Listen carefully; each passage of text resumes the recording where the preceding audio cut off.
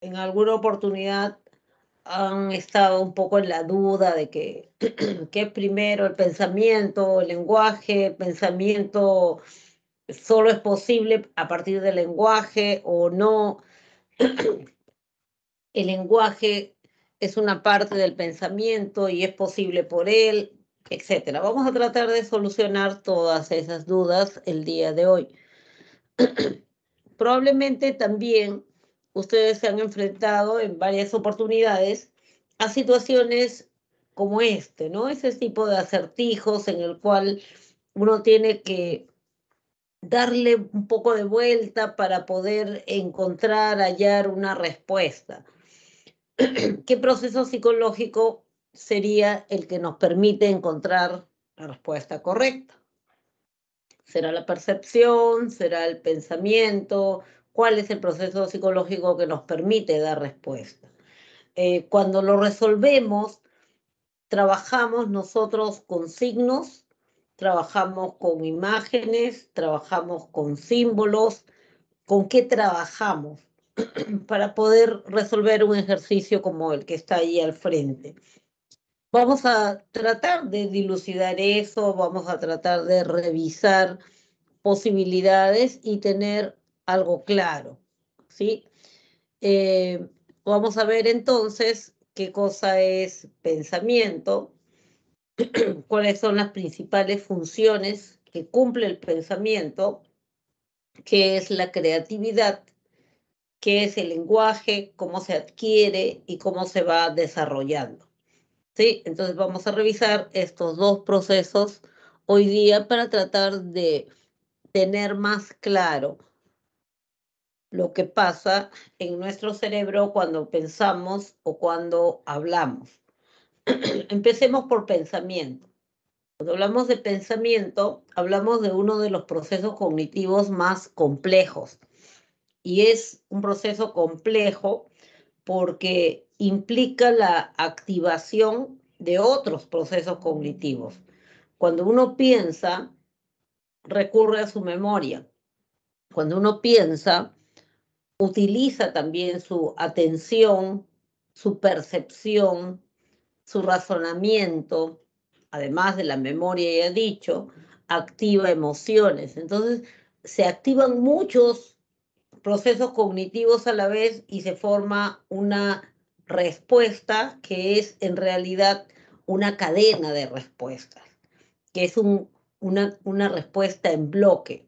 Definimos entonces pensamiento como una cadena de respuestas que permiten resolver situaciones, problemas. Esto se activa, o sea, esa activación en masa de procesos cognitivos te va a permitir resolver problemas, no solo problemas matemáticos, problemas de la vida, problemas eh, de tu devenir, ¿no? Problemas humanos en general. Además, nos permite también formular nuevas ideas, crear ideas, mm, eh, crear relaciones, descubrir cosas y nos permite también tomar decisiones, ¿no? Luego que hemos cavilado con una propuesta, con otra, la analizamos y tomamos una decisión. Entonces el pensamiento pasa a ser uno de los procesos cognitivos más complejos y más decisivos también en nuestra vida.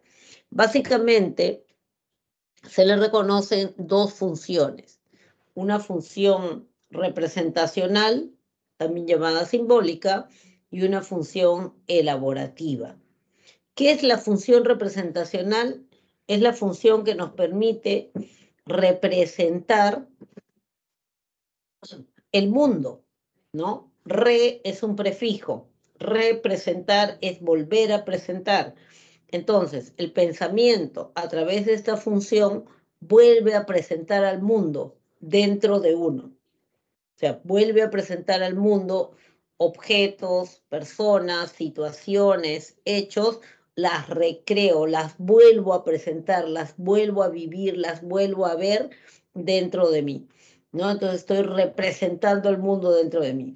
Se le denomina también una función simbólica porque para hacer esto, para interiorizarlo y representarlo, yo tengo que haber encontrado, generado o creado un símbolo o una serie de símbolos que me permitan interiorizarlo. Yo cuando represento la imagen de, es decir, de una persona importante en mi vida, yo no meto a esa persona en mi cerebro, ¿no es cierto? O sea, yo lo que introduzco dentro de mi cerebro va a ser algo que lo represente, una imagen de él o una imagen de sus acciones o una imagen a través de un discurso de repente o una locución que haya hecho, ¿no? Entonces yo interiorizo eso. Yo tengo que simbolizar primero, o sea, buscar un símbolo, hallar un símbolo, crear un símbolo, generar un símbolo para poder interiorizarlo y poder memorizarlo. Entonces, cuando hablamos de la función representacional del pensamiento, hablamos de volver a presentar dentro de nosotros una imagen, un objeto, una situación, un hecho, etc. Esta función representacional o simbólica se visualiza, se evidencia a través de actividades llamadas actividades representacionales. Entonces, hay actividades, acciones del sujeto que te van evidenciando, te van mostrando el progreso en esta función simbólica.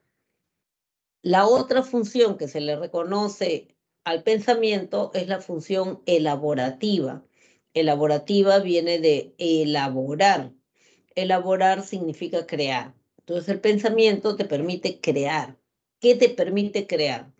Básicamente dos cosas: conceptos y soluciones a los problemas.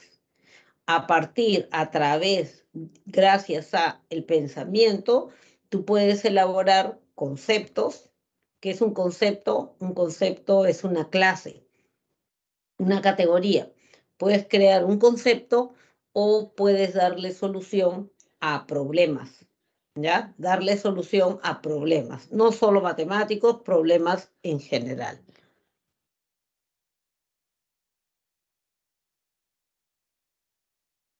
Entonces, la función representacional del pensamiento es lo que vamos a revisar a continuación.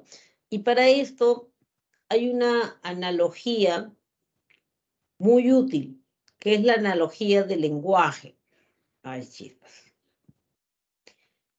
Entonces, cuando se habla de lenguaje, Ferdinand de Saussure, que fue un lingüista, él elaboró esta alegoría, ¿no?, del signo lingüístico. La función representacional del pensamiento se asemeja a esto, o sea, es igual que esta, ¿ya? El pensamiento en esa función representacional va a tener que reemplazar objetos, imágenes, hechos, situaciones, etc. Y para eso va a tener que utilizar signos o símbolos. ¿Qué cosa es lo que presentó Saussure y qué es lo que estamos usando también porque nos ayuda bastante? Esta diferencia que había entre el significante y el significado. O sea, dice el signo lingüístico, en este caso está hablando de las palabras que utilizamos a diario. El signo lingüístico dice tiene dos componentes. Un componente es el significante y se refiere a la cadena sonora, ¿no? O cadena visual, en el caso de que esté escrito.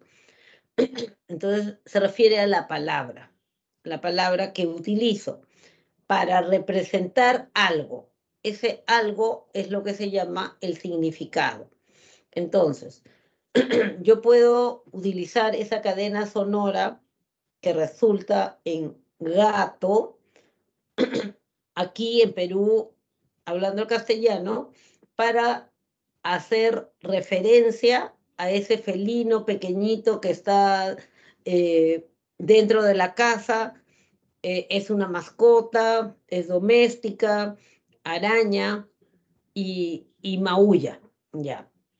Entonces, yo lo represento a él con la palabra gato. Entonces, cuando yo hablo, yo digo, sí, tengo un gato en mi casa y la otra persona que habla conmigo sabe a qué me estoy refiriendo, porque escucha la palabra gato e inmediatamente lo asocia con aquello que es su significado, ¿ya? Pero aquí en Perú le decimos gato, aquí, ¿no es cierto? Sin embargo, no en todas partes del mundo se le llama de la misma. ¿Perdón? Decía, no en todas partes del mundo se le llama de la misma manera.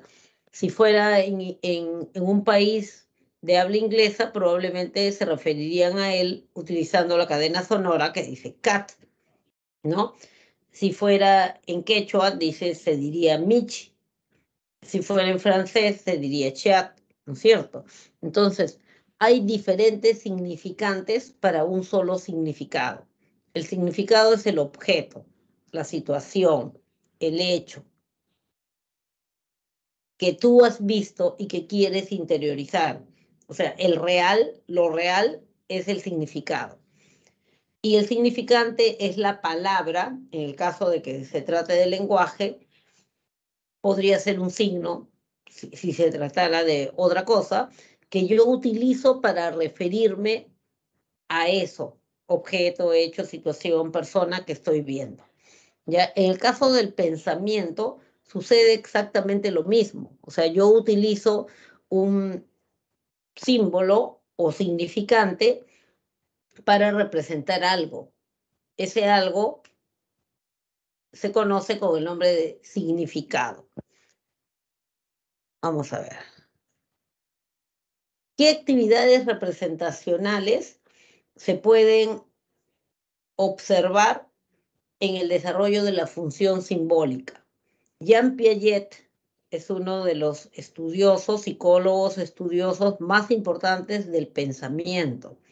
Él trabajó mucho sobre lo que es pensamiento y, como recordarán, para él pensamiento significaba lo mismo que inteligencia, ¿no? Entonces, él lo que hace es graduar, ha identificado en qué orden van apareciendo estas actividades representacionales, o sea, estas formas de representar el mundo. El orden, la secuencia, como en todas las teorías de Piaget, creo, la secuencia es importante. O sea, ese es el orden en que van apareciendo. Es más, hay edades que pueden encontrar de aparición de cada una de estas actividades representacionales. La secuencia es importante, pero sin embargo, las edades son un poco referenciales, ¿no? Fluctuantes de repente. Él dice que lo primero que aparece, la primera señal de función representacional es la imitación diferida. ¿Qué es una imitación diferida? Pongámonos a pensar en el término, ¿no? ¿Viste el partido? Sí, sí vi, pero lo vi en diferido. ¿Qué significa eso? Cuando alguien dice, sí, sí, sí vi la coronación, sí vi la previación, pero la vi en diferido, no la vi en directo, la vi en diferido. ¿Qué significa?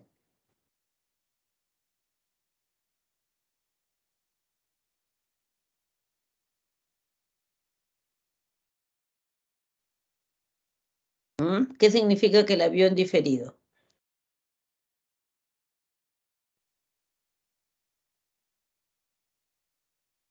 ¿Qué significa en diferido?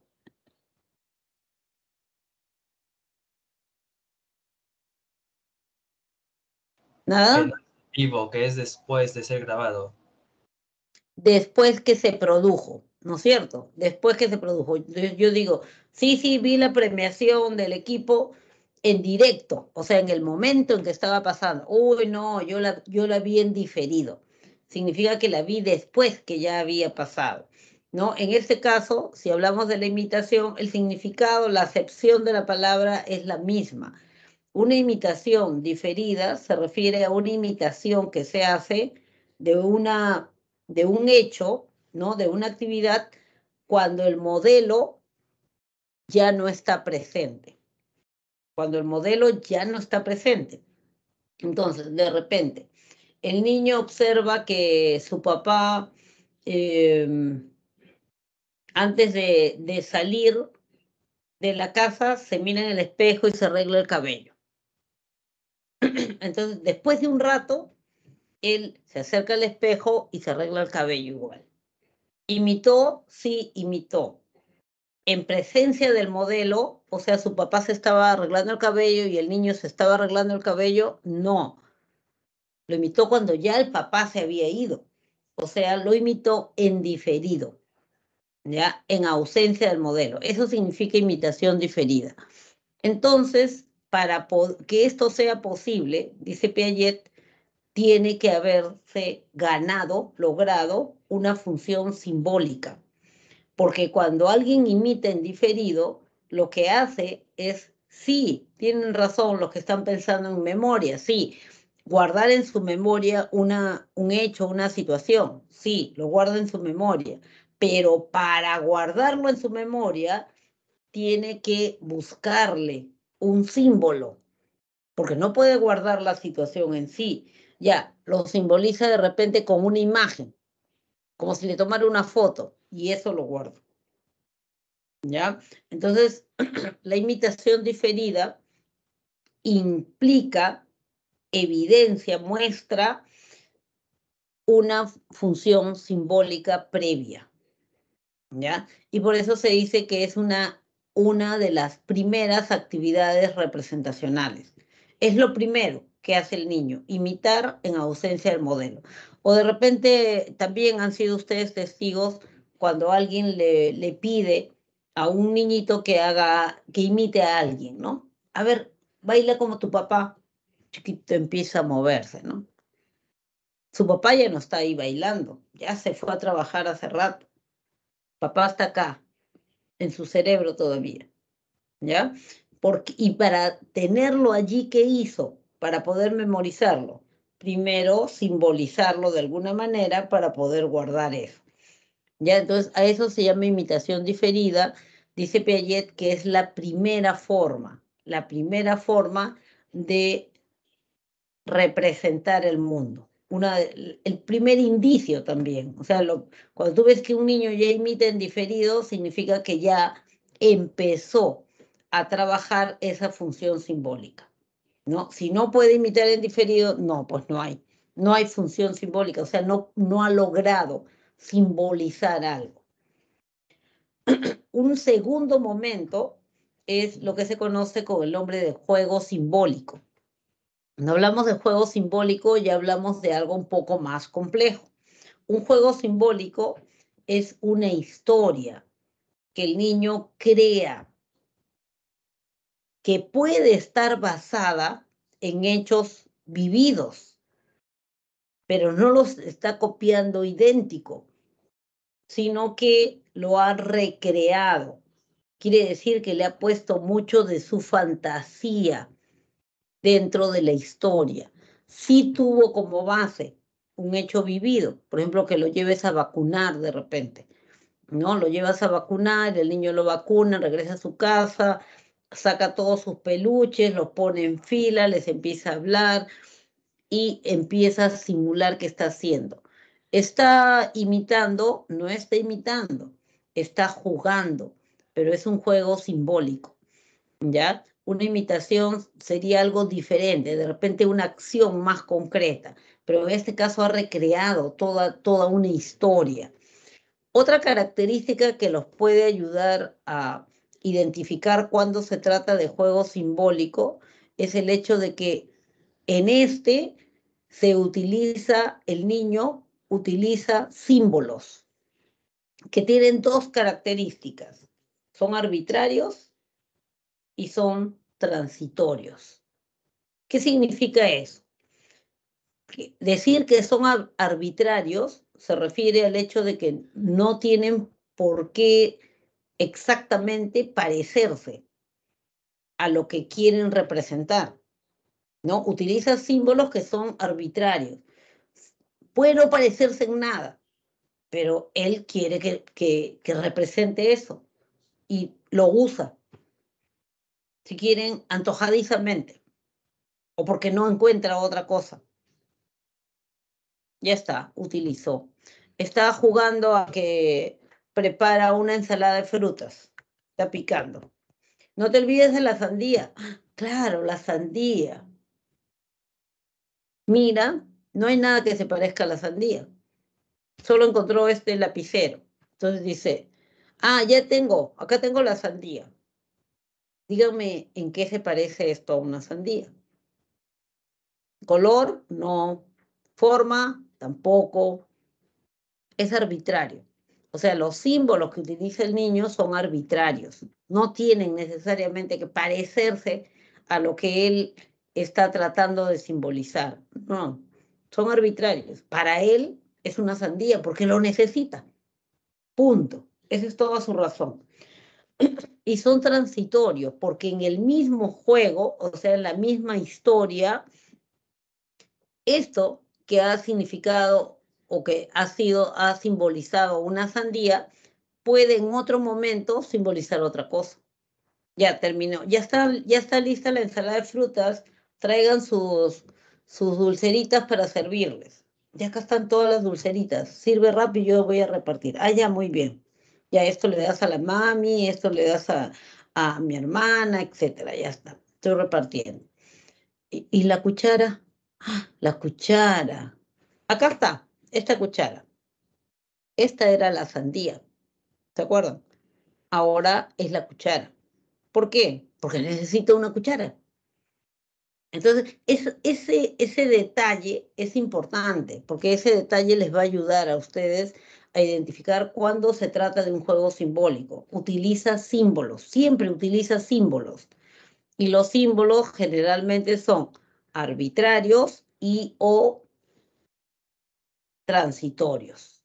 ¿Ya? Pueden ser las dos cosas, puede ser una de las dos, pero siempre tienen esas características. Son transitorios. En un mismo juego, dos cosas diferentes significa. Al comienzo significaba de repente la sandía, ahora representa la cuchara, ¿no? Entonces, eso es el juego simbólico. Es más complejito porque tiene que armar una historia, tiene que ponerle un poco de su parte, de su fantasía, y tiene que utilizar símbolos. Una tercera forma o una tercera actividad representacional es el dibujo o imagen gráfica. Ustedes de repente pensarán, pero el dibujo, ¿qué es más complejo? ¿Cómo va a ser más complejo? Simple. En realidad hay subetapas dentro de la imagen gráfica. Todos los dibujos no aparecen así de pronto completos y bien hechos. Eso es una resultado de una secuencia de dominios y que tiene que ver con su pensamiento. Es más complejo porque el niño tiene que plasmar una idea en un plano, en una superficie plana, en algo bidimensional. Tiene que plasmar ahí lo que ha pensado. Puede ser el papel, puede ser la pizarra, puede ser la pared, puede ser el piso, lo que sea, pero es un plano, es bidimensional. Entonces, ahí plasma su pensamiento, su idea que él quiere comunicar, ¿no? Las imágenes gráficas, como les decía, también tienen variaciones, o sea, tienen escalas. Por ejemplo, y lo han visto seguramente, al comienzo los niños cuando dibujan clásico un monigote. De la cabeza le salen las piernas, de la cabeza le salen los brazos, ¿no? ¿Y esto por qué lo hacen? ¿Por molestar? No, lo hacen porque ellos van a ir dibujando conforme vayan tomando conciencia de su propio cuerpo. ¿Por qué dibuja así? Un monigote, qué feo. ¿Por qué dibuja así? Porque la cabeza es importante para él, porque en la cabeza están los ojos que le permiten mirar, en la cabeza está la boca que le permite comer, entonces la cabeza tiene que estar ahí de todas maneras, ojos y boca, ya está. Las piernas, obviamente, es un niño que ya sabe caminar, entonces sus piernas son importantes, dibuja las piernas. Los brazos también, pues, porque eso le permite una serie de actividades si está en el colegio con mayor razón. Ya está. ¿Y por qué no dibuja el tronco? ¿Por qué creen que no dibuja el tronco?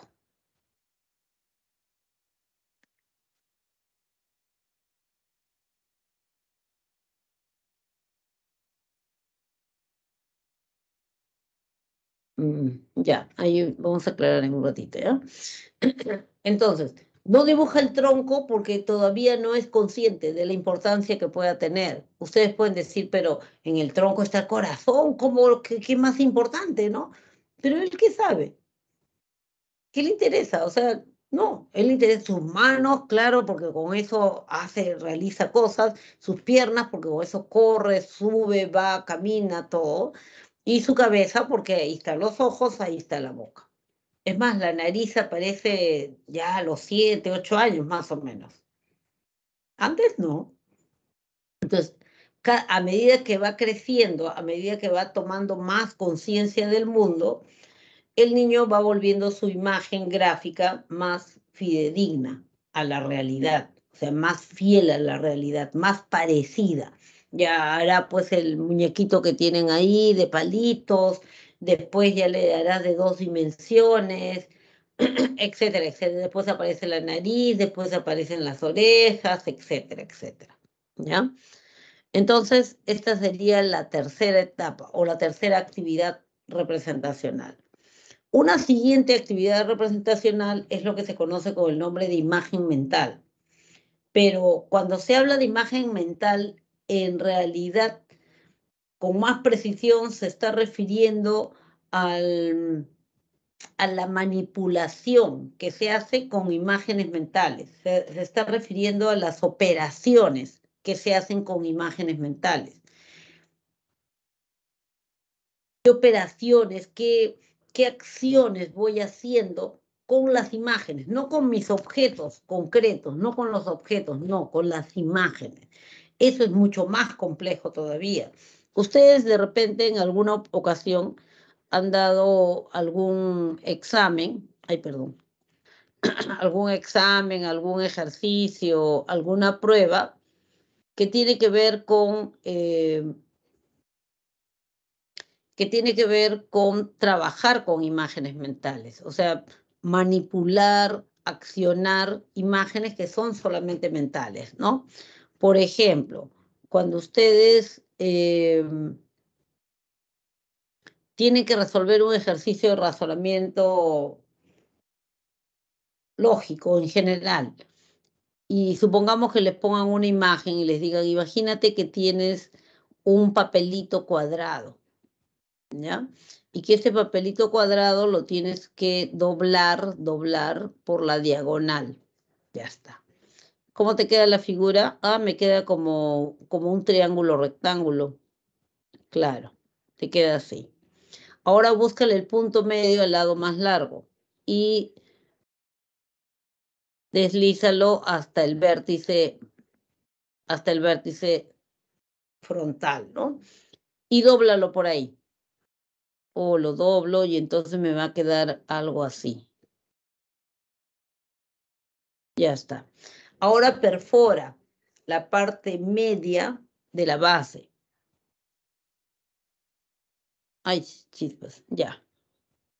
No era así. Vamos a hacerlo bonito, ¿ya?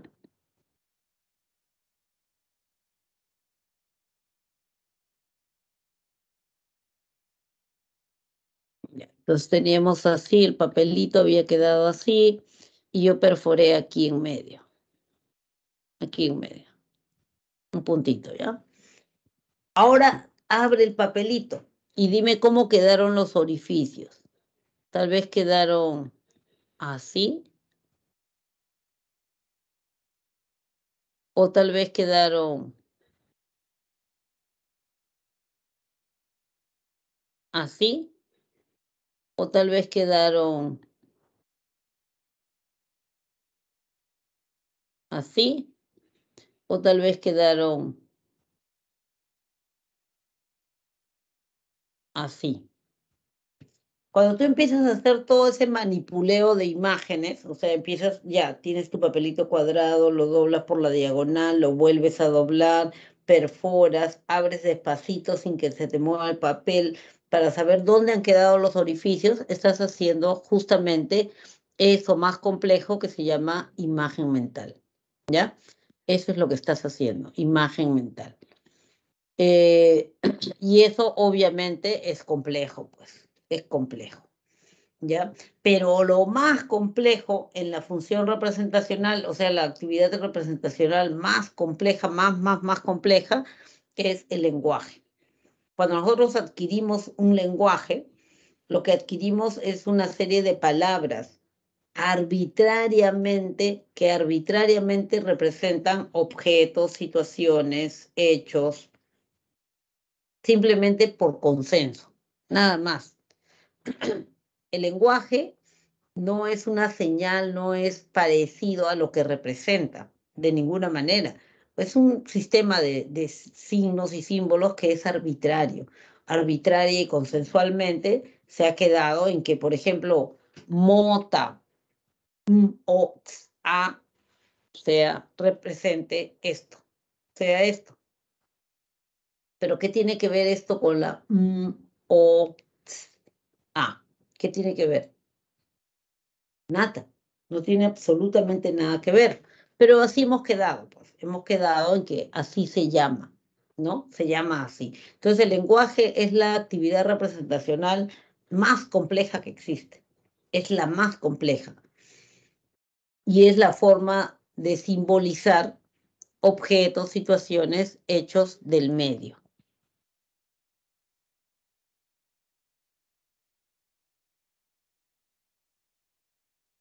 Eso es la función representacional. Ahora, cada una de esas actividades representacionales que se van adquiriendo en ese orden, no es cancelatoria, no desaparece. Significa que no porque ya ahora maneja el juego simbólico dejó de imitar en diferido. No, para nada.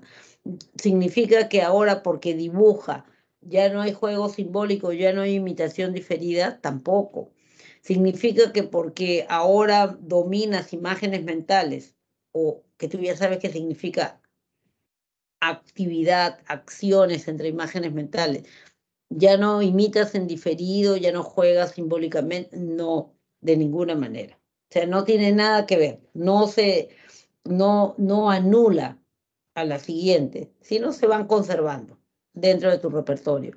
Obviamente, a medida que creces, tú utilizas más algunas actividades representacionales o de acuerdo a lo que tengas que representar también, ¿no? De repente tú quieres aprender a hacer algo, qué sé yo, una torta, y ves el tutorial antes de ir a tu casa, porque sabes que en tu casa han cortado el internet, y lo ves y tratas de grabarlo, llegas a tu casa y haces lo mismo, ¿no? O ves una decoración bonita, te la grabas, llegas a tu casa y decoras de la misma manera la torta, ¿no? O el pastel. Ya, eso podría ser imitación diferida.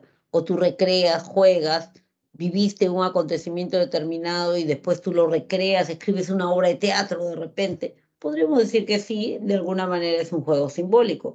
O lo dibujas también, ¿no? O sea, todo lo vas conservando. Pero esa es la secuencia en la que van apareciendo, ¿ya?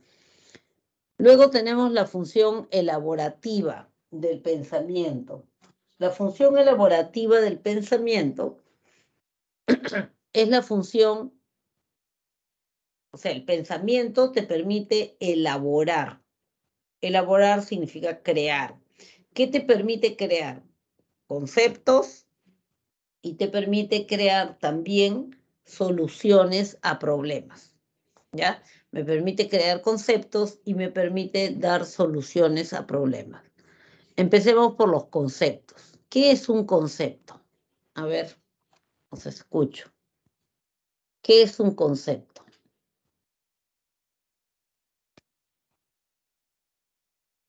¿Qué será un concepto? ¿Cómo definen ustedes un concepto?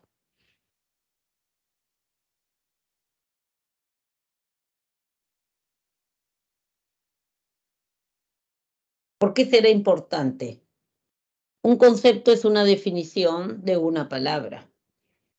Ya, eso está bien elaboradito. Una definición de una palabra. Ya se está refiriendo a un tipo de concepto, ¿no es cierto? Pero, ¿y nosotros desde cuándo manejamos conceptos? ¿Desde cuándo creen ustedes que manejan conceptos?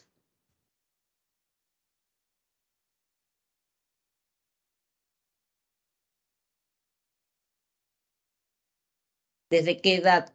Aproximadamente, ¿no? Se manejan conceptos.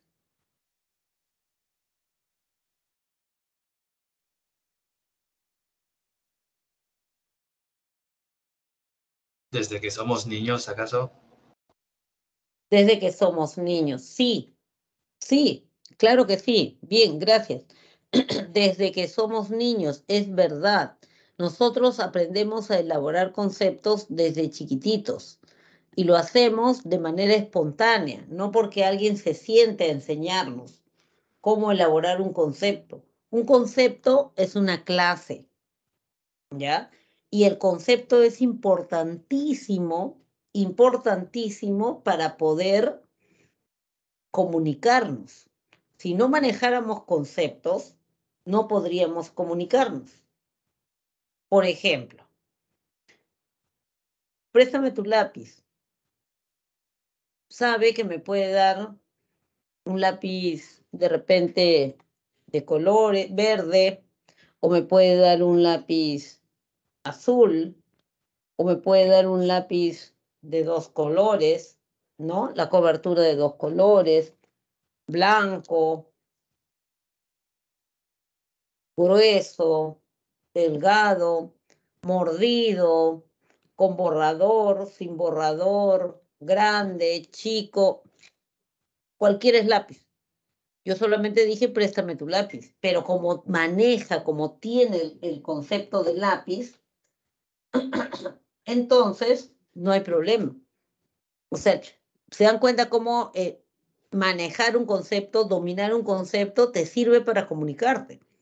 Si no tuviéramos el concepto, no podríamos comunicarnos. Entonces, no sabría qué cosa darme exactamente.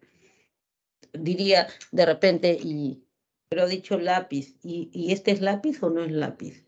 Ese es lápiz, ella dijo que tenía ese lápiz, pero este también es lápiz o no es lápiz, porque este es más grueso, y porque tiene borrador, y porque no, no, o sea, los conceptos nos permiten comunicarnos. Cierra la puerta. Entonces, tiene que saber qué cosa es una puerta. Tiene que saber que puede ser negra, puede ser marrón, puede ser blanca, puede ser de vidrio, puede ser de madera, puede ser de metal, pero es puerta.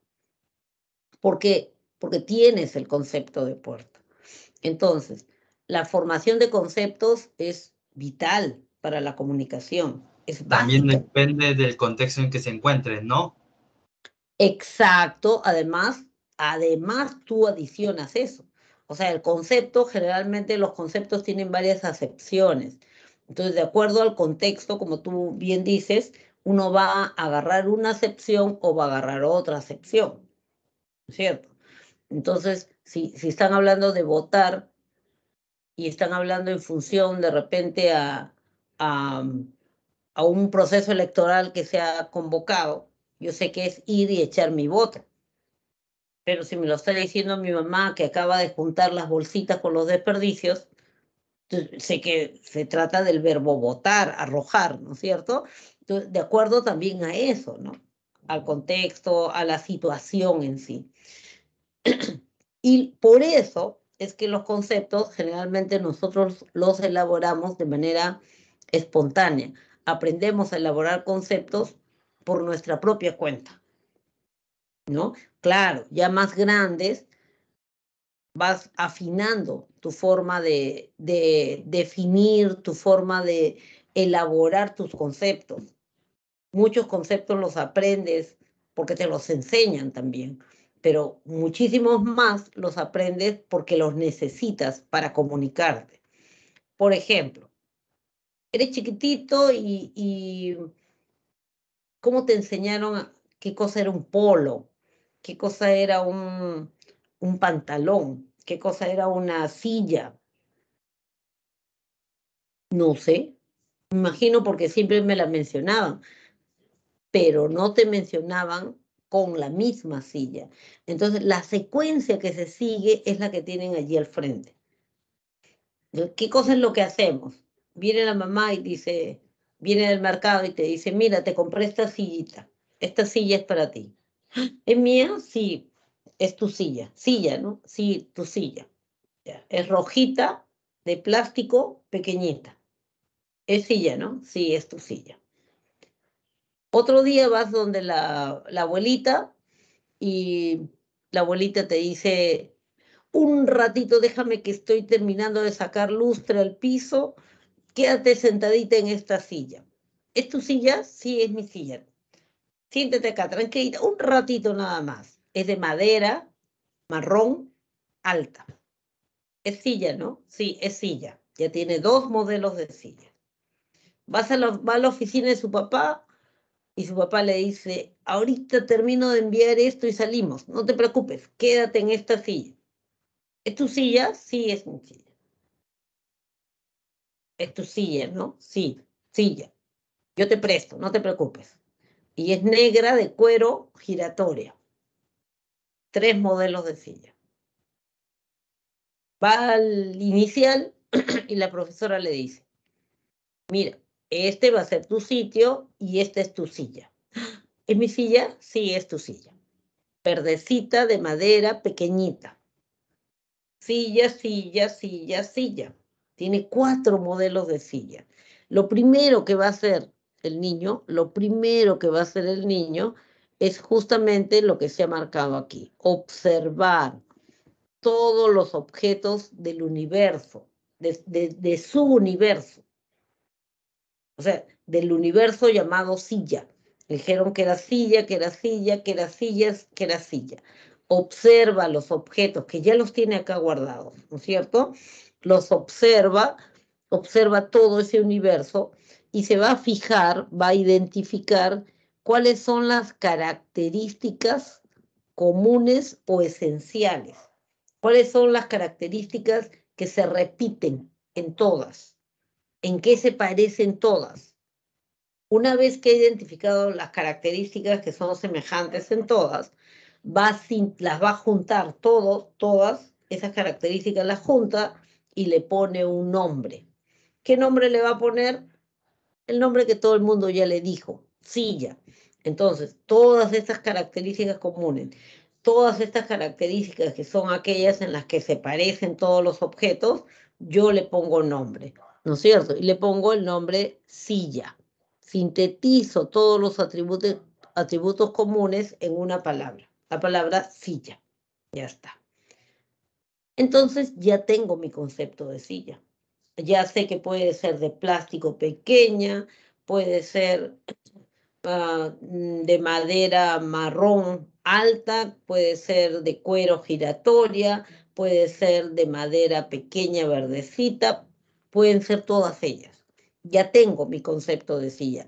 Y para mejor hacerlo, aunque no esté allí, para mejor hacerlo todavía, nosotros bien científicos verificamos, ¿no? Entonces vamos a la casa y jalamos un banco.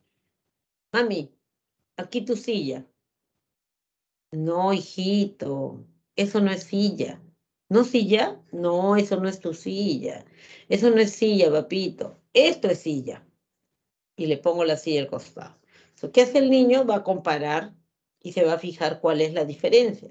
Este no es silla, esta sí es silla. Miro la diferencia al respaldar. Ya está. Y aunque no lo diga con su nombre, ya me di cuenta de la diferencia. Y entonces ahora ya perfilé, ya depuré mi concepto de silla. ¿Ya? Entonces, a eso se le llama formar conceptos por abstracción. Si queremos utilizar algo, una palabra que nos ayude a recordar, podemos apelar a la similitud de sonido que hay entre abstracción y extracción. Y sí, nos ayuda, pues. ¿Qué significa formar conceptos por abstracción? Significa eso, extraer características comunes de un universo y ponerles un nombre. el nombre del concepto que me dio todo el mundo, ¿no? Entonces, esa es la forma como nosotros hemos formado el concepto de silla. Así formamos nuestro concepto de leche, polo, medias, zapato, comida, perrito, ¿no? Entonces, así fuimos formando nuestros conceptos. Y se habrán dado cuenta, si han llevado alguna vez a un niño pequeño al Parque de las Leyendas, mira el tigre y dice, mira, mami, ese gato qué grande. O sea, él lo incluyó. Y la mamá le explica, no, ese no se llama gato, los gatos son chiquitos, este es grande, va haciendo la diferenciación, ¿no? Entonces, ¿por qué? Porque tiene muchas características comunes con su concepto. Y entonces simplemente él ahí va a ir, en la acción va a ir depurando, corrigiendo y formando con más precisión el concepto que había, que ya había elaborado, ¿no? Eso es formación de conceptos. Entonces, uno de los principales eh, actividades de la función elaborativa es formar conceptos. Y la forma o el modo es por abstracción. La otra aplicabilidad de la función elaborativa es la solución de problemas. O sea, a través de la solución de problemas se evidencia que el pensamiento es capaz de elaborar soluciones, ¿ya? Cumple una función elaborativa, como dando solución a problemas. ¿Cuál es el requisito principal ahí? El requisito principal es que el problema esté bien definido. Eso es importante, que el problema esté bien definido. Que el problema esté bien definido. ¿Qué significa eso?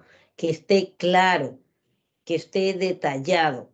Si el problema no está claro, si el problema no está detallado, tú te puedes confundir o simplemente no puedes saber qué tipo de solución estás buscando. Por ejemplo, si yo les dijera, ¿saben qué? Tengo problemas con mi pareja. Alguien puede pensar, ¿no? Uy, su pareja le es infiel. Otra persona puede pensar, se pelean demasiado con su pareja. No, sí, sí, la profesora dijo, se pelea demasiado con su pareja. Yo no he dicho eso en realidad. Yo solamente dije, tengo problemas con mi pareja. Otra persona puede pensar, seguramente que ya casi no hablan, no tienen tema de conversación. ¿Se dan cuenta? Como el problema no está bien definido, se presta a ambigüedad, se presta a interpretaciones diferentes. Entonces, uno va a buscar problemas para mejorar mi comunicación, el otro va a buscar problemas para mejorar, para corregir la infidelidad, el otro va a buscar problemas para, de repente, no me acuerdo ya qué cosa era, la comunicación en general, ¿no? La comunicación en general. Entonces, eso es lo que sucede. Entonces, el problema tiene que estar definido con detalle, tiene que estar claro, ¿ya? Para poder aplicar una estrategia. En cambio, si yo digo, no sé qué ha pasado, pero cuando llegamos a la casa, cada uno se mete a su cuarto a seguir trabajando o a seguir conversando con las personas que frecuenta todo el día por su trabajo, para seguir conversando el trabajo, es el colmo, ya nosotros no tenemos de qué conversar. Entonces yo ya sé que el problema va por el lado de la comunicación, ¿no? Si yo ya sé que el problema va por el lado de la comunicación, entonces ya sé hacia dónde dirigir mi búsqueda. Si el problema está bien definido, hay básicamente 4 estrategias que se pueden utilizar para solucionar problemas. La primera estrategia es la estrategia conocida con el nombre de ensayo y error. Un ensayo es un intento, un error es un fracaso, ¿ya? En esta estrategia, que es bien básica, el sujeto solamente utiliza el azar. como técnica. Su técnica es el azar. De repente sí, le resulta, de repente no le resulta. O sea, está probando, nada más. ¿Utilizamos esa estrategia con frecuencia? Más o menos, ¿ah? Más o menos sí. ¿De qué depende? ¿Es útil, sirve, te da la solución al problema? A veces sí, a veces no. Depende del tipo de problema, ¿no? Depende de la cantidad de opciones para hallar la respuesta correcta o la solución al problema. El ejemplo típico probablemente es el ejemplo del candado cerrado y las llaves, ¿no? Hoy quiero salir, la puerta está con candado. ¿Dónde está el candado? ¿Cómo abro el candado? Ah, en el primer cajón están las llaves. Voy, busco. Sí, efectivamente hay llaves. Hoy, pero acá hay varias llaves. ¿Cuál es? Se fue. Ahora, ¿cómo soluciono esto? ¿Qué hago? Pruebo, pues. Primera llave, no es. Segunda llave, no es. Tercera llave, abrió. Ya está, solucionado el problema. ¿Qué estrategia utilicé? Ensayo y error. ¿Qué significa? Probé, hasta que alguna me ligó, ¿no? Hasta que alguna me solucionó el problema. Pero no siempre pasa así, o no siempre es tan rápido. Aquí en este manojo habían 3 llaves y por eso lo pude abrir rápido. Me sirvió la estrategia. Pero si en vez de 3 hubieran sido 300, 298, no abre, 299. Seguimos. Entonces, esta estrategia de ensayo y error a veces funciona, a veces no. ¿Por qué? Porque solamente se utiliza el azar, nada más. O de repente el celular no está funcionando bien. Entonces, ¿qué hago? Agarro, lo golpeo por un lado, nada. Lo golpeo por el otro, nada. Lo desarmo, apago, espero, vuelvo a prender, nada, ¿no? O de repente en una de esas prende, pues, ¿no? Ya está, solucioné. ¿Cómo hiciste? No sé. ¿O será que todo junto, todo lo que hice junto ya lo fue arreglando? No sé, pero está arreglando. Entonces, el ensayo y error es una estrategia azarosa. Algunos le llaman el método del tanteo, ¿no? Porque dice que es como que si estuvieras tanteando así, de repente sí, de repente no. Bueno, es el azar. A veces te puede tomar mucho tiempo también, probando, a ver qué pasa, ¿no? Prendo una vela, rezo un poco, no sé. Cuando tú tienes dificultades o limitaciones de tiempo, te conviene más utilizar una estrategia que se llama recuperación de información. Esta estrategia, como su nombre lo dice, apunta a eso, a recuperar la información. ¿Qué información vas a recuperar? ¿Y de dónde? Vas a recuperar la información de un problema parecido al actual, al que tienes ahí al frente, donde sí solucionaste de manera correcta, exitosa, el problema.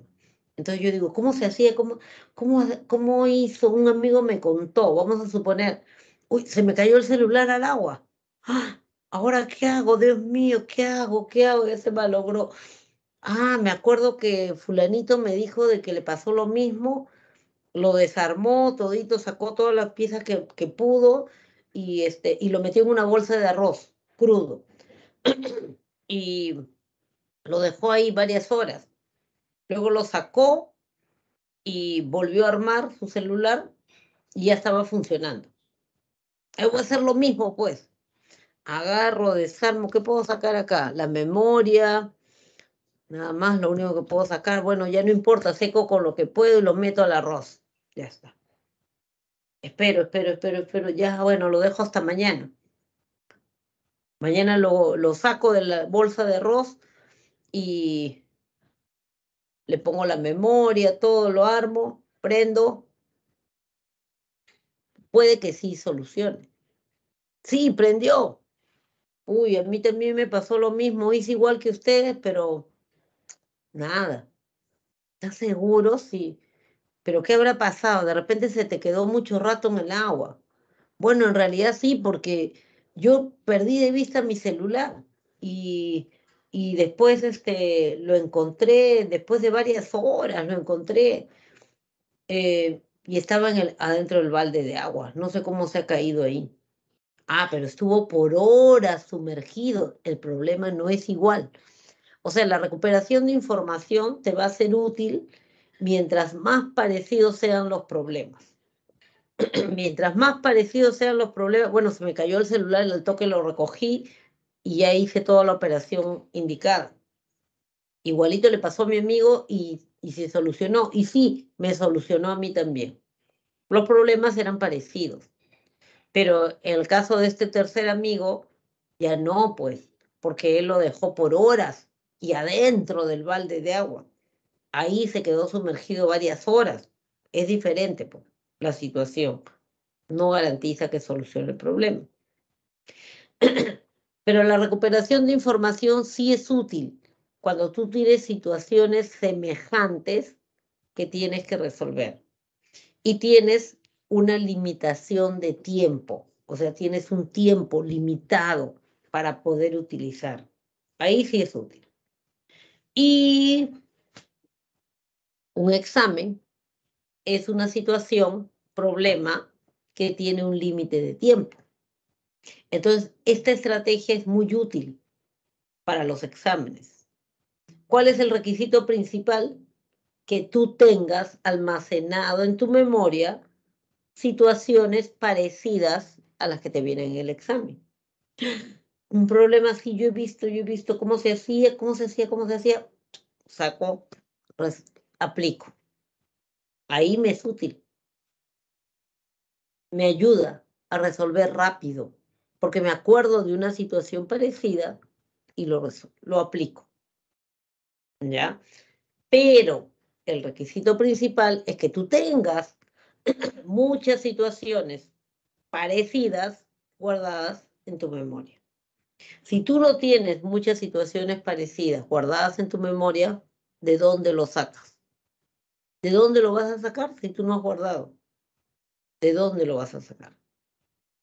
No hay, no hay cómo, no hay dónde. ¿Ya? Es por eso que se les recomienda siempre, resuelvan todo lo que les caiga en sus manos. Y si no les cae nada en sus manos, búsquenlo y resuelvan. Pero es muy importante que ustedes no dejen ejercicios a medias, no dejen ejercicios a medias. Están en tiempo de preparación. Y como están en tiempo de preparación, ustedes pueden demorarse días en encontrar la solución a un problema, pero tienen que encontrar la solución. Si no, ¿qué almacenan en su memoria? ¿De dónde van a recuperar si no tienen la solución? Más bien les va a complicar la situación, ¿no? Entonces, pero ¿qué pasa? A ver, yo estoy resolviendo, sí, la profesora ha dicho que hay que hasta conseguir la solución. Ay, pero ya llevo 2 horas y nada. Tampoco es eso. O sea, tampoco se trata de eso. O sea, de lo que se trata es de que máximo, yo diría máximo ya, jalando 3 veces. Intenta 3 veces. Entonces, intento resolver. No me sale. Ya que no me sale. Ya. Otra vez. No me sale. No puedo dejar un rato y me pongo a hacer otra cosa o me pongo a trabajar en otro tema. Después lo vuelvo a ver, después que ya pasó un rato. Y si en esa tercera vez no me sale, lo que significa es de que te faltan elementos para resolver el problema. Así te quedes 5 horas. No lo vas a resolver si te faltan datos, elementos para resolver el problema. Entonces, ¿qué hago? Busca ayuda. Es importante, es muy importante que ustedes aprendan a pedir, a buscar ayuda. No pierdes nada, ganas mucho. Es lo más inteligente que pueden hacer. Están en periodo de preparación. Se pueden dar el lujo el lujo de demorarse 2, 3 días en encontrar la solución a un problema, porque están preparándose, pero sí necesitan tener ese problema bien resuelto, saber cómo resolverlo y tenerlo acá guardado. Porque en un examen te puede venir un problema semejante. Entonces tú dices, uy, yo he visto un problema así parecido. ¿Cómo se hacía? ¿Cómo se hacía? Sí, ay, ese es el problema que me demoró como 3 días en conseguir que alguien me ayude. Claro, y se hacía así. Saco, aplico, resuelto. ¿Qué ganas? Aparte del punto pertinente, ganas el sentirte más confiada en ti misma.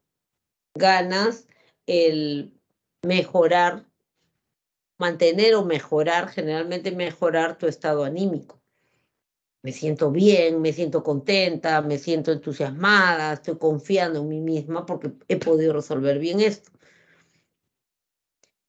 Diferente y contrario es cuando tú no resolviste, no guardaste una solución exitosa, porque tú encuentras y yo he visto un problema así, yo he visto cómo se hacía, no lo hice, lo rompí. Claro, soy una tonta, así nunca voy a entrar, pues, nunca voy a entrar, no lo hice. Ah, no me logré todo, claro, sí, pues por gusto, estoy haciendo gastar plata, que no sé cuánto. Mi estado de ánimo baja, la confianza en mí misma disminuye, ya me malogró ya me contaminó el resto del tiempo que me queda. Entonces, no dejen situaciones a medias. Ustedes tienen que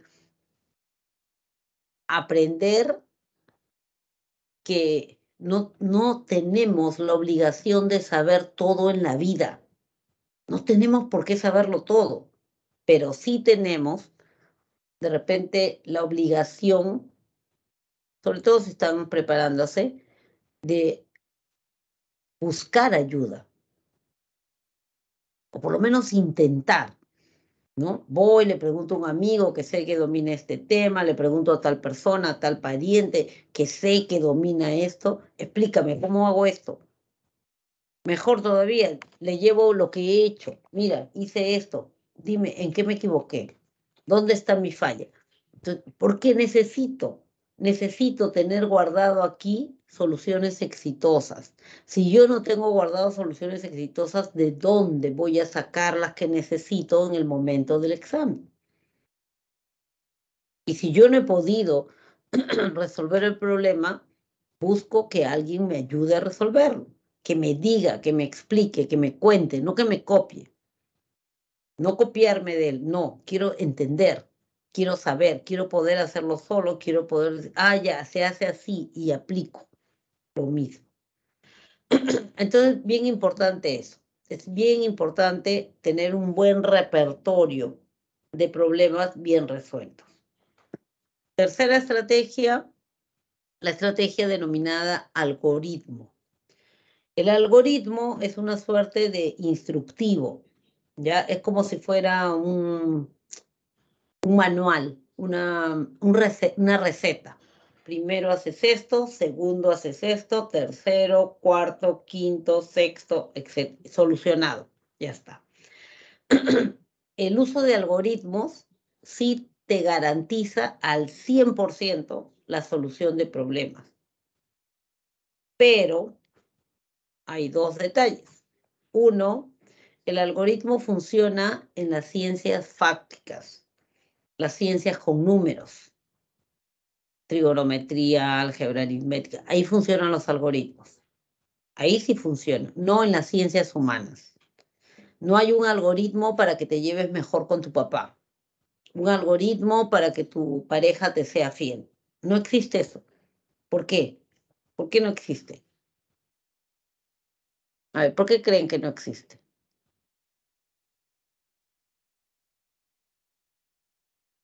Sí, bien, bien, Sebastián. Tiene que ver con problemas matemáticos, sobre todo, sí.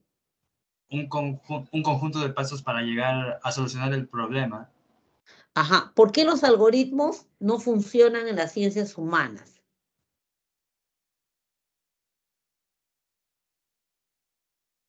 ¿Por qué solo en las ciencias con números, matemáticas, como dice su compañero? ¿Por qué? ¿Por qué no funcionarán en las ciencias humanas?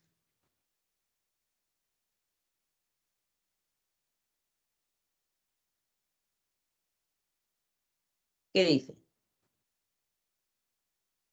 ¿Por qué no puedo tener o encontrar o por qué no se puede hallar el algoritmo para ser feliz?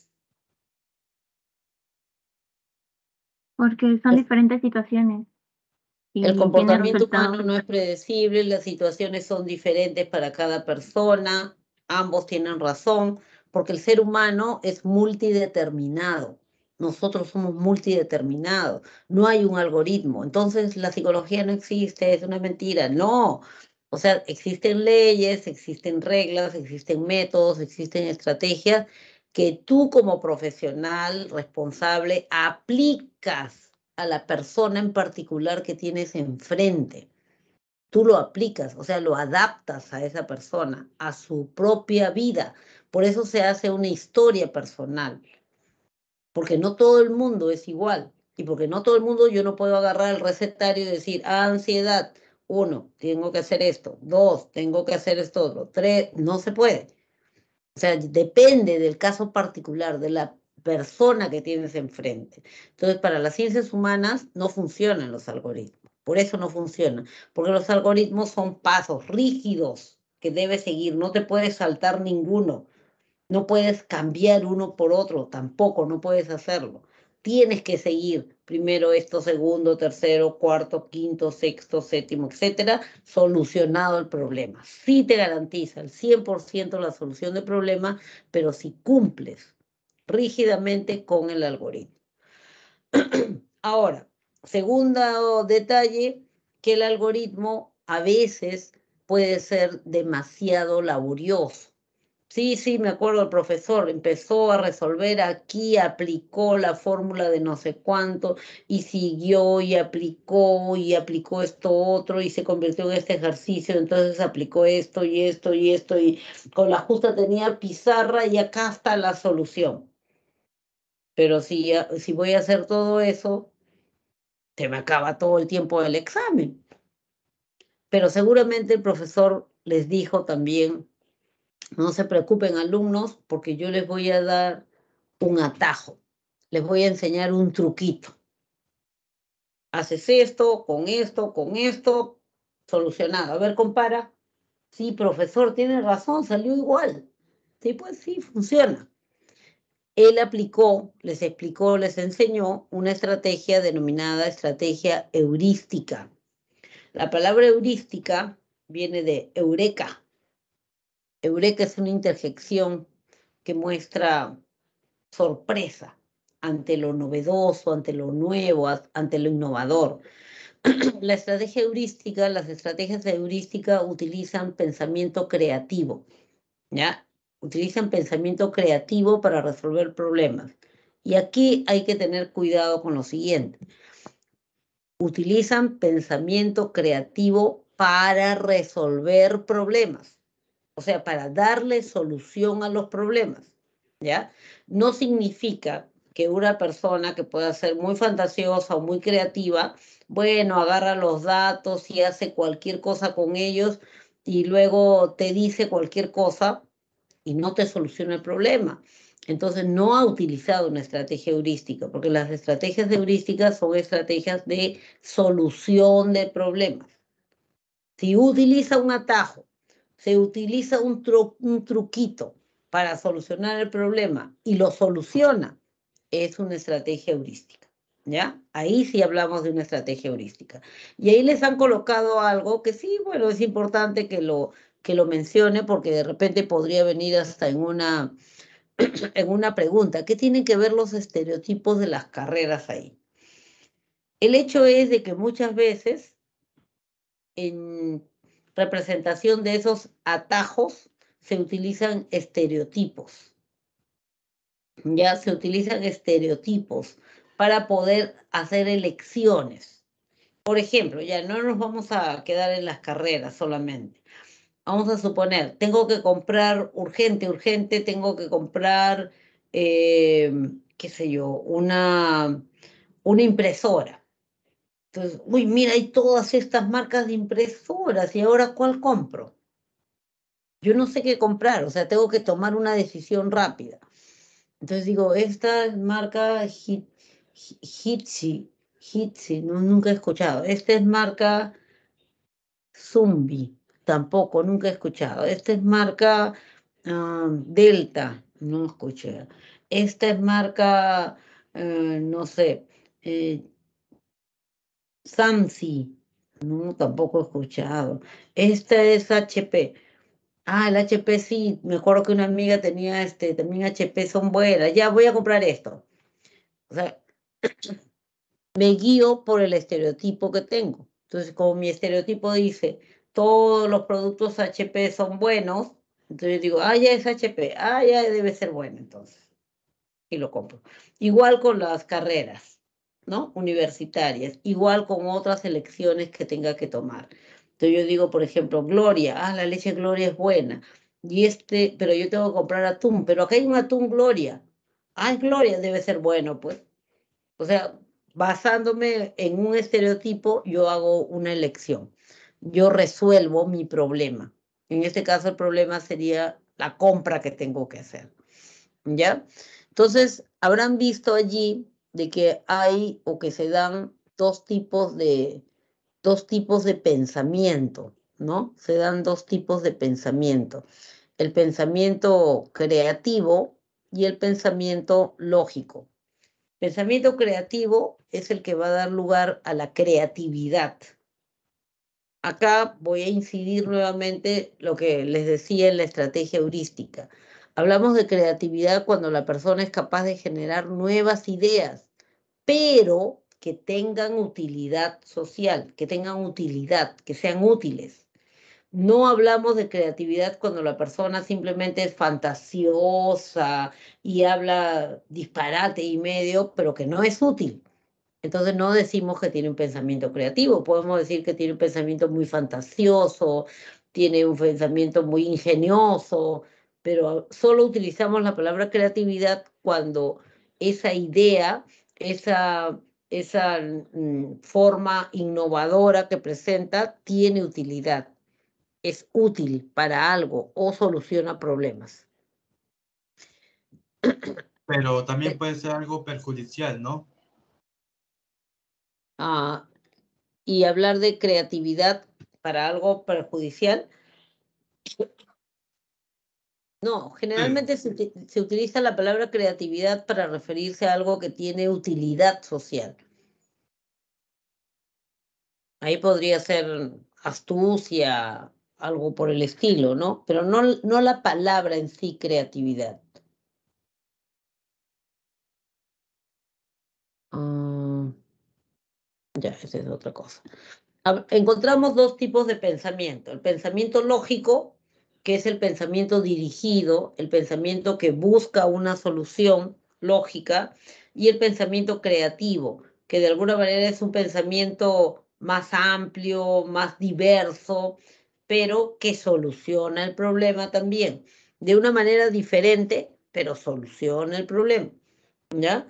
Entonces, tenemos además dos teorías, la teoría de Guilford y la teoría de Bono.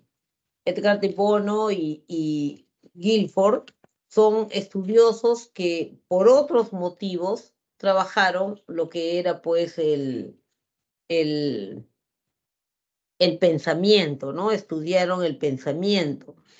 Y bueno, ellos se dieron cuenta de que habían estos dos tipos de pensamiento, ¿no? Ya. Guilford nos habla del pensamiento convergente y divergente. Usa la palabra convergente para referirse al pensamiento lógico, porque dice que todas las actividades, todas las acciones que emprende el sujeto convergen en lo mismo, o sea, todas se dirigen a lo mismo. Pueden hacer mil cosas, pero todas finalmente se van a dirigir a lo mismo, a la respuesta lógica. Todas te van a dar como solución la respuesta lógica. Entonces, como todas convergen en una sola respuesta, le llama pensamiento convergente, ¿ya? Y por contraposición al pensamiento creativo le llama pensamiento divergente, porque dice que todas las ideas divergen de lo esperado. Esperaba que hiciera tal cosa, pero ella lo solucionó de esta otra. Diverge, se desvía, si se quiere, de lo esperado, pero soluciona el problema. Edward de Bono habla de pensamiento vertical y lateral, haciendo alusión a que el pensamiento lógico es vertical, porque va de la causa al efecto, ¿ya? Va de la causa al efecto, de la hipótesis a la deducción, o sea, es vertical el camino. En cambio, para referirse al pensamiento creativo, habla de pensamiento lateral. Es un pensamiento que se va también por los costados, ¿no? Es un pensamiento diferente. Entonces, de aquí lo importante sería recordar que hay cierto juego de sinonimia entre pensamiento lógico, pensamiento convergente, que es el de Guilford, y pensamiento vertical, que es el de Bono, ¿ya? Si quieren, para acordarse o para utilizarlo como un recurso, pueden acordarse que de Bono empieza con la letra B y vertical empieza con la V, que en algún momento también se le llamó B, ¿no? B corta, B chica. Entonces, ya, cuando me hablan de pensamiento vertical, se están refiriendo a De Bono. ¿Por qué? Porque los dos empiezan con B. Aunque una sea larga y otra sea corta, no importa. Y ya sé que el que habla de vertical usa la palabra lateral para pensamiento creativo, ¿no? Entonces es lateral porque se va por los costados, se va por las ramas, se va por los lados, aunque solucione, aunque sea útil su creatividad. Convergente y divergente vendría a ser, ya es la otra teoría, la de Guilford, ¿sí? Bien, eso es en lo referido a lo que es el pensamiento lógico, pensamiento creativo. Pensamiento lógico es el convergente para la teoría de Guilford, el vertical para la teoría de Bono. Pensamiento creativo es el divergente para la teoría de Guilford y el lateral para la teoría de Bono. Vamos a revisar ahora lo referente al lenguaje. Cuando hablamos de lenguaje, acordémonos de que el lenguaje tiene básicamente 4 componentes, ¿no? Tiene un componente fonológico, que se refiere a los sonidos, tiene un componente gramatical o sintáctico, que se refiere al orden de las palabras, tiene un componente práctico o fáctico que se refiere al uso de las palabras, ¿no?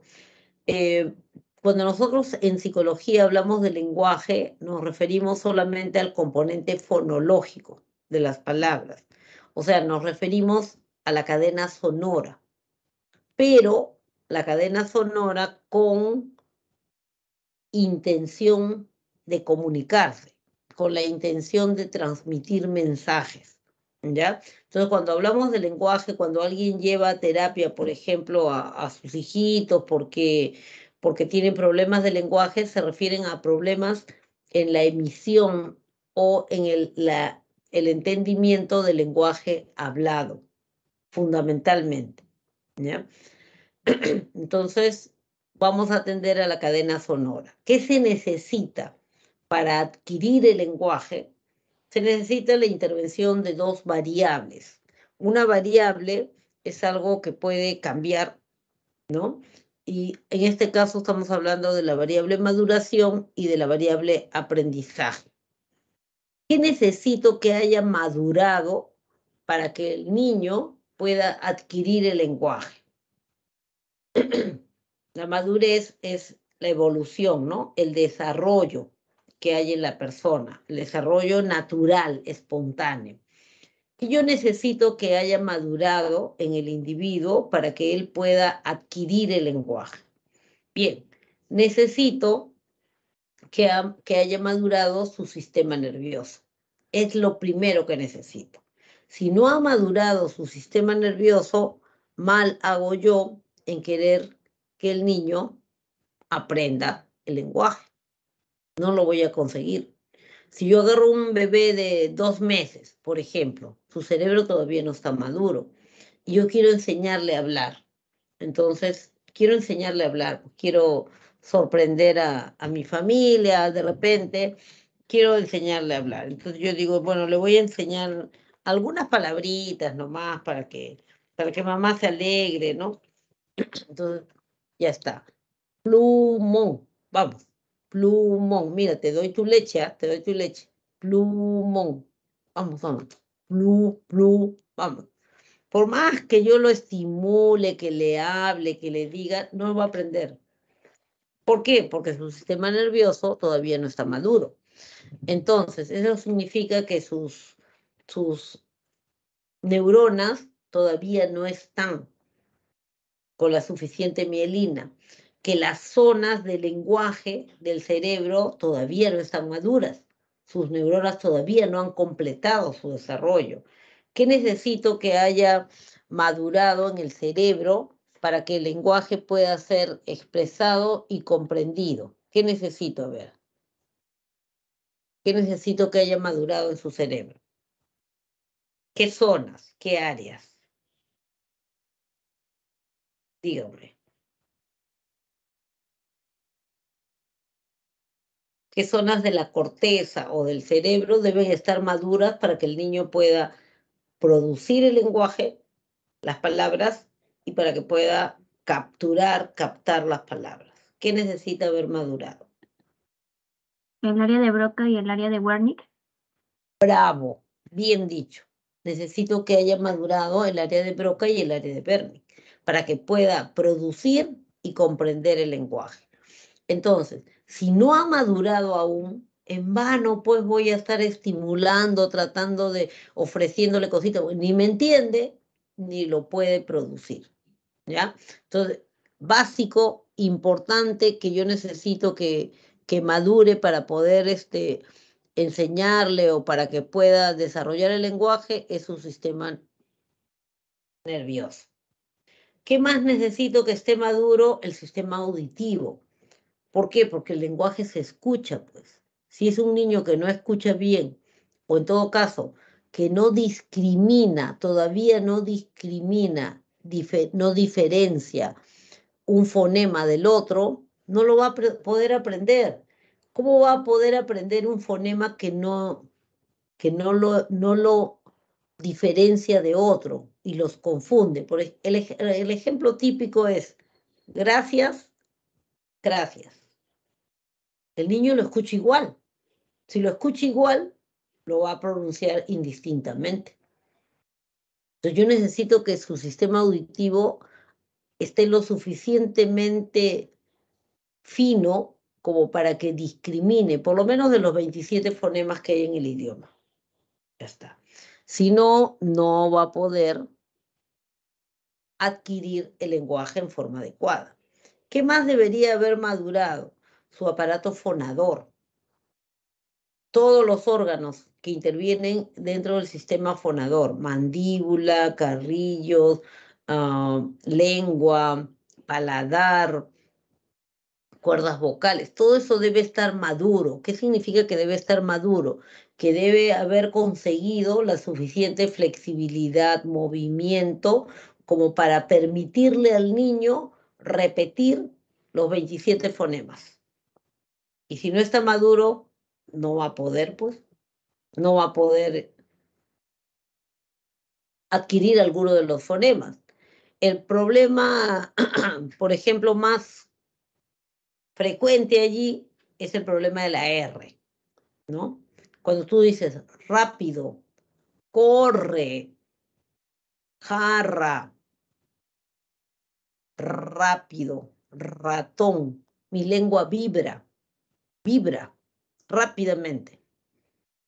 El niño que no puede pronunciar la R, ¿qué hace? Callo. Ya pido coye el callo, ¿no? Ya pido. Su lengua no vibra. Cuando él dice, ya pido, yata, no vibra, su lengua no está vibrando. Entonces, ¿qué cosa es lo que se hace? Si el niño ya tiene 6 años, por ejemplo, ya pasó pues la época en que debería haber madurado todo eso, ya pasó largo todavía, pero se espera hasta los 6 y de repente sí puede, ¿no? ¿Qué hacen en terapia de lenguaje? Agarran unos instrumentos que son como unas liguitas, le enrollan su lengua y le hacen vibrar su lengua. ¿Por qué? ¿Por qué hacen eso? Porque si el niño no experimenta la sensación, o sea, no experimenta lo que se siente cuando la lengua está vibrando, no va a poder producir el movimiento. Y ahora lo tiene que hacer de manera consciente. No lo va a poder producir si él no lo ha sentido primero. Y una vez que pueda producir ese movimiento de su lengüita, que no maduró en forma adecuada, cuando ya pueda producir ese movimiento, le voy a tener que hacer reaprender todas las palabras que aprendió a pronunciarlas de manera inadecuada. Entonces es todo un trabajo para con él. ¿Por qué? Porque ya está grandecito, ¿ya? Entonces eso es importante, ¿no? Si no sabe colocar bien la lengua, si no la mueve bien, entonces yo voy a tener que revisar qué está fallando. De repente no levanta bien el paladar y por eso no hay una letra determinada. Entonces necesito que su aparato fonador haya madurado. Y finalmente necesito también madurez respiratoria, que haya aprendido a respirar bien, que respire en forma adecuada. Eso necesito, ¿ya? Entonces necesito madurez respiratoria. ¿Por qué? Porque muchos de los fonemas se producen a partir de la regulación del aire que emite el sujeto. A partir de eso, yo voy a poder producir, ¿no? El fonema determinado. Ya. Ya está. Por ejemplo, el niño que dice, en mi calle se metió un chapo. ¿Qué? En mi calle se metió un chapo. Cuando dice chapo en vez de sapo, está botando demasiado aire, ¿no es cierto? Está botando mucho aire. Y ya pues, está botando mucho aire y entonces tiene que aprender a regular eso. Tiene que aprender a manejar su diafragma, que es básicamente con lo que hablamos, el diafragma, o hay algunos niñitos que no. Hay algunos niñitos que respiran o hablan y les falta el aire, ¿no? Y se entrecortan. Entonces, todo eso debe estar maduro. Significa que debe estar bajo el control de la persona para empezar a producir todos los fonemas necesarios. Suficiente no es suficiente, pero sí es necesario. O sea, si no hay la madurez en alguno de estos sistemas, no va a poder conseguir adquirir el lenguaje. Pero si tiene madurez en todos, ya está listo, el lenguaje cae por su propio peso, no. O sea, el niño tiene que aprender, tiene que aprender un lenguaje determinado. En este caso estaríamos hablando del idioma que le compete según el lugar donde se encuentre, ¿no es cierto? ¿Y cómo va a aprender? Va a aprender de todas las formas de aprendizaje posible que existan, ¿no? Por ejemplo, va a aprender por condicionamiento clásico. ¿Cuándo decimos que aprende por condicionamiento clásico? Decimos que aprende por condicionamiento clásico cuando asocia o relaciona, ¿no? Ahí aprende por condicionamiento clásico. Hora de tu leche, ¿te gusta la leche? Está rica la leche, ¿no?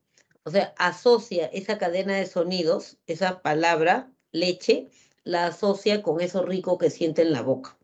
Entonces sabe qué cosa es la leche, aprendió una palabra. Entonces ahí decimos que aprendió por condicionamiento clásico. Aprende por condicionamiento operante cuando el aprendizaje de las palabras depende de las consecuencias que tenga. Por ejemplo, cuando el niño pronuncia bien y todo el mundo lo atiende y todo el mundo le conversa y todo el mundo le da lo que está pidiendo, ahí está aprendiendo por condicionamiento operante. La consecuencia de su palabra, de su forma de hablar, es que recibe algo así como que lo premian, ¿no? Cuando alguien te atiende, dice, mami, vamos calle, ¿qué quieres ir a la calle, hijito? O sea, lo estoy atendiendo, lo estoy premiando con mi atención, porque lo entiendo, porque le estoy entendiendo. Pero si el niño viene y me dice, mami, ¿qué? Eh, no te entiendo, ¿qué cosas dices? Es que no lo entiendo, pues no lo entiendo, no te entiendo, hijito, no te entiendo, ¿qué cosas me quieres decir? No lo entiendo, o de repente me está pidiendo algo, ¿no? No sé, ¿qué quieres? ¿Qué cosa? ¿Pan? No, no te entiendo, no te entiendo, te lo juro que no te entiendo. Entonces se pone a llorar ya. O sea, no pudo, no fue recibido el mensaje. Entonces su forma de hablar ha sido castigada, porque no lo pude atender, no le pude dar lo que quería. Entonces ahí se dice que aprendió por condicionamiento operante. Por condicionamiento operante es cuando aprende por las consecuencias. Entonces aprende por las consecuencias y va depurando su mensaje. Entonces va depurando cuáles sí le resultan y cuáles no consigue nada. Va dejando atrás las que no consiguen nada y se va quedando con las que sí le ayudan a obtener lo que quiere, sea atención o sea un objeto o acción determinada, ¿no? Mayormente se empieza aprendiendo por imitación, o sea, el niño imita lo que escucha, repite lo que escucha. ¿Ya? Entonces aprendemos por imitación y esa es la explicación de por qué hablamos español, castellano y no hablamos otro idioma de chiquitos, ¿no? Porque no escuchamos a nadie, pues. ¿Y por qué si alguno de ustedes hubiera nacido aquí en Perú, ya, pero se lo llevaron de repente a Francia desde que tenía 10 meses y ha regresado la semana pasada, recién, y todos le hablaban francés solamente, habla también el francés y no habla bien el castellano? O no habla de repente español. O de repente le enseñaron algo de español, pero lo habla así, utilizando los fonemas del habla francesa, ¿no? No pronuncia bien la R, de repente, ¿no? Los franceses no pronuncian bien la R. Ah, Rosa, dice, ¿no? Rosa, rápido, Rosa. ¿Por qué? Porque ha imitado, pues. Ha imitado lo que ha escuchado. Aprendemos más por imitación. Y se aprende cognitivamente cuando ya uno va perfeccionando su lenguaje, ¿no? Entonces lee cuál es la forma de redactar, la forma de armar, la forma de expresarse mejor. Entonces ahí mi aprendizaje ya es cognitivo, ¿no? Y aprendo nuevas palabras, nuevo vocabulario y voy extendiendo poco a poco, ¿no? Entonces, ya, para adquirir el lenguaje se requieren de dos variables, la maduración y el aprendizaje. Entonces, voy a adquirir maduración cuando mi organismo va a desarrollar sistema nervioso, auditivo, respiratorio y aparato fonador. Y voy a adquirir aprendizaje, voy a manejar, dominar la variable aprendizaje por todas las formas como yo puedo aprender, por imitación, por condicionamiento clásico, operante o cognitivamente. Entonces, a partir de ahí, ¿no? Si ya tengo esas variables cubiertas, yo puedo empezar a desarrollar el lenguaje. Y en el desarrollo del lenguaje se pueden identificar dos etapas grandes. La primera etapa es la etapa que se le conoce como etapa prelingüística. Pre significa antes de dominar el lenguaje o idioma, el idioma, ¿ya? Vamos a definirlo así. Entonces, En la etapa prelingüística, que generalmente no es obligatorio, corresponde al primer año, el niño va emitiendo sonidos cada vez más complejos, cada vez más, de repente, más elaborados, pero todavía no dice palabras. En la etapa prelingüística, por ejemplo, podemos identificar un primer momento, que generalmente corresponde al primer mes, donde el niño el único sonido que emite es el llanto, ¿no? ¿Eso tiene un significado dentro del idioma? No, pues no tiene un significado dentro del idioma. Pero el niño llora. La mamá de repente puede entender, ay, parece que ese parece llanto de dolor, de barriguita. No, ese llanto es de hambre, ¿no? Entonces, la mamá puede, pero si tú escuchas al niño llorar, vas corriendo al diccionario a buscar, no encuentras nada, pues, ¿no? Entonces, el primer mes, generalmente el sonido emitido es el llanto. El siguiente mes ya aumenta y se diferencian otros sonidos. Se produce lo que se conoce con el nombre de gorjeos, ¿no? El niño empieza a jugar con su aparato fonador, bloquea el aire, lo suelta, está jugando, está explorando si quiere, y produce sonidos, sonidos que sí, pues los padres, los adultos lo interpretan de una manera diferente. Entonces el niño empieza con... Dijo agú, ¿sí? En realidad no dijo agú, pues dijo solamente estaba gorjeando, ¿no? Mi hijito ya dice agú.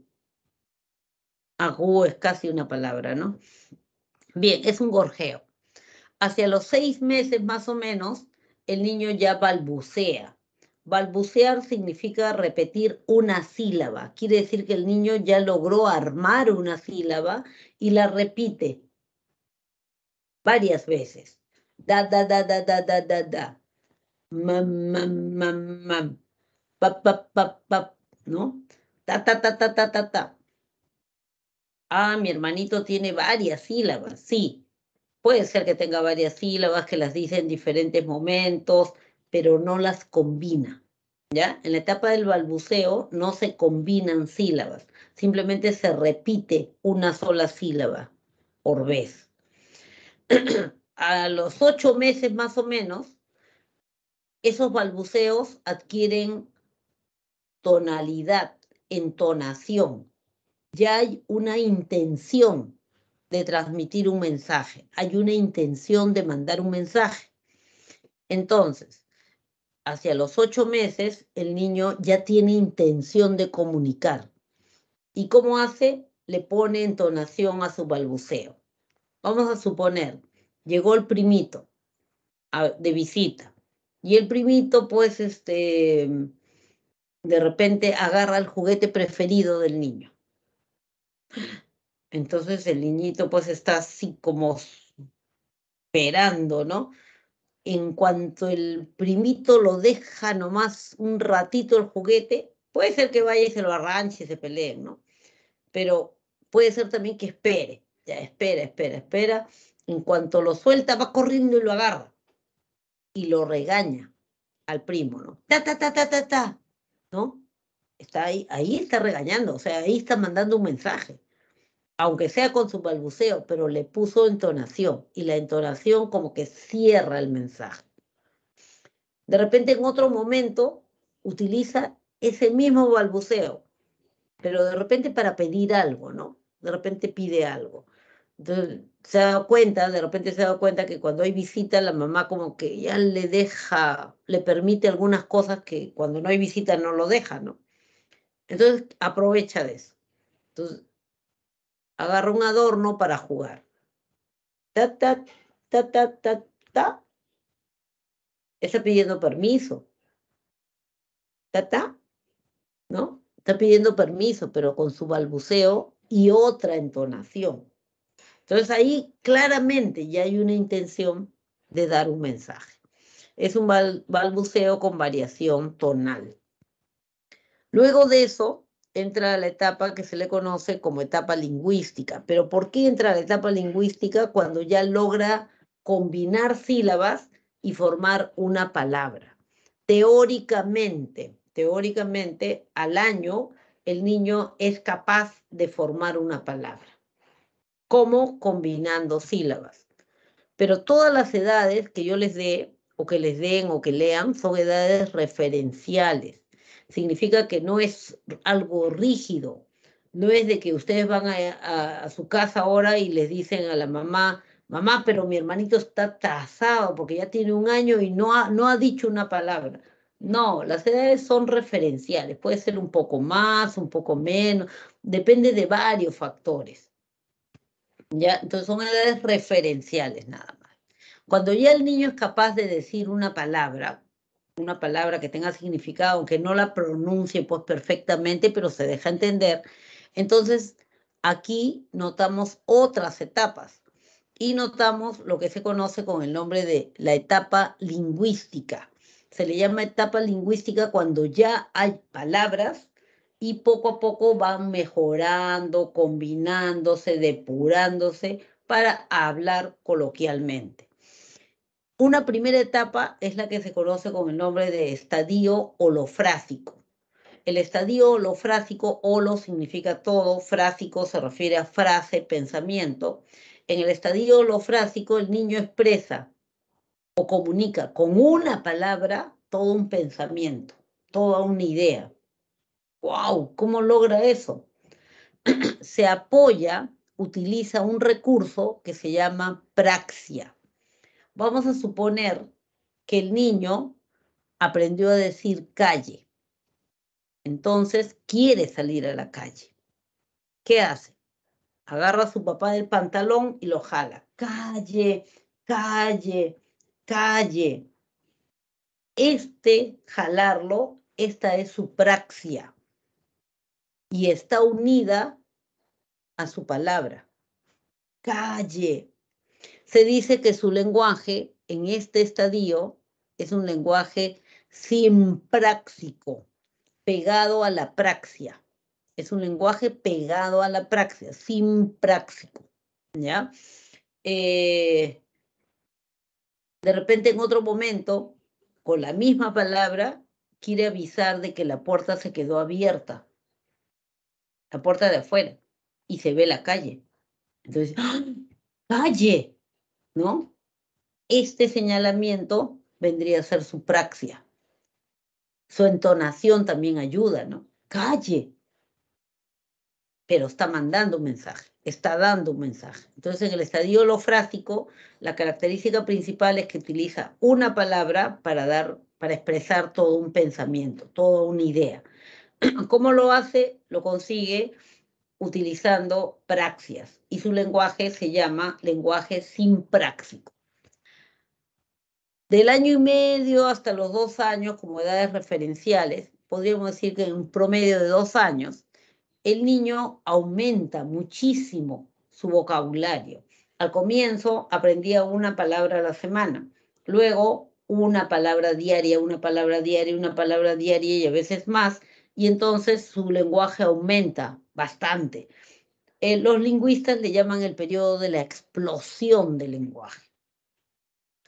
Luego de este estadio, el niño empieza a armar frasecitas sintácticamente bien construidas, pero sin conectores. Mamá buena lleva calle. No dice, mi mamá es buena porque me lleva a la calle. No dice eso. ¿Por qué? Porque los conectores no les encuentra sentido.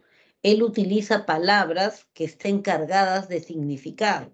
Por ejemplo, mamá es un sustantivo, tiene un significado en sí mismo.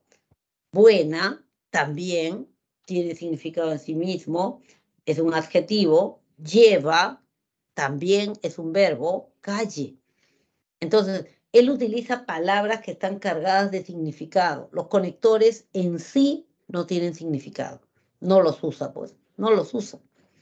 Y se le llama el periodo del habla telegráfica. Yodopa nueva, dice, ¿no? Es el periodo del habla telegráfica. ¿Por qué? Porque hace recordar los telegramas. Los telegramas eran una forma de comunicación muy cara, muy cara, económicamente era muy caro, y por eso se omitían los conectores. Barco café llega 8. No decían, el barco que trae el café llega a las 8, no, barco café llega a 8. Ya el telegrama lo entendían, o sea, lo suficiente para entender, nada más. Ya, algo parecido hace el niño, pero no por razones económicas, sino simplemente porque no entiende el uso de los conectores. Luego de eso viene un periodo en el cual se descubre que el niño habla consigo mismo, habla solito, más o menos entre los 3, 6 años, pero siguen siendo edades referenciales. De repente entre los 4 y los 7, por ahí vamos. Ya. Generalmente el niño habla consigo mismo y en voz alta por 2 razones: para reflexionar o para darse instrucciones. ¿Ya? ¿Por qué? ¿Por qué lo hace? Porque aún no ha logrado interiorizar su pensamiento, aún no lo ha conseguido. Entonces lo habla en voz alta. La mamá hornea galletas, las deja en la fuente sobre la mesa, el niñito está pintando un dibujito y le dice, no vas a tocar las galletas, ¿ah? Son para más tarde, cuando llegue la abuelita, vamos a tomar lunch. Ya, mami. Sale la mamá de la cocina. Chiquito sigue pintando. Mira las galletas y dice, pero son muchas galletas. Mi abuelita siempre me invita. Nadie me está mirando. Voy a agarrar una galletita. Se está acercando y de pronto se frena, ¿no? Y dice, pero Diosito sí me está mirando. Mami dice que cuando yo desobedezco, Diosito se pone triste. No, yo no quiero que Diosito se ponga triste. No, no voy a comer mejor. Toda esa reflexión que pudo haberla hecho acá adentro, lo hizo acá afuera, porque todavía no ha interiorizado su lenguaje, ¿ya? Todavía no piensa con palabras, por eso no lo pudo hacer acá adentro, lo hizo acá afuera. La otra ocasión o la otra situación es cuando ha aprendido una actividad nueva y todavía necesita instrucciones, pero nadie se la está dando, porque quien se la enseñó ya no está ahí presente. Entonces él se vuelve a dar las instrucciones. De repente le enseñaste a atar los zapatos, los pasadores, no sé, con una historia, con un cuentito, ¿no? Entonces, ya sí, tengo que hacer una orejita, la otra orejita, las orejitas se pelean, ya está. Se repitió las mismas instrucciones que tú le enseñaste, ¿ya? Este es un cuadro que les va a mostrar cómo es que es eso de la interiorización del lenguaje, ¿no? Vygotsky trabajó mucho este esquema. Al comienzo el habla solamente es externa y luego se vuelve un habla egocéntrica. En el habla egocéntrica es que la persona interioriza ya y puede adquirir, puede dominar lo que se conoce como el hombre de pensamiento verbal. Al comienzo el pensamiento es con imágenes. Luego se convierte en un pensamiento verbal. Hay un habla interna que sirve a la vez de mediación cognitiva. Ese es el momento en que pensamiento y lenguaje establecen una relación estrecha y de ahí en adelante va a seguir la relación estrecha, ¿ya? Eso es lo que explica por qué existen estos periodos. A ver si hay tiempo, un par de ejercicios, ¿ya? O veamos las preguntas. Hay preguntitas por acá. Dice área de Broca, área de Wernicke, ya sé a qué se refiere eso. El comportamiento humano no es predecible. Uy, me estaban dando respuestas y yo que no miraba.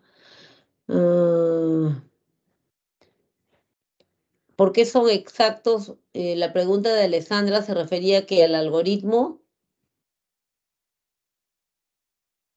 Los algoritmos son así, si no, no funcionan. Son como programas de computación, así.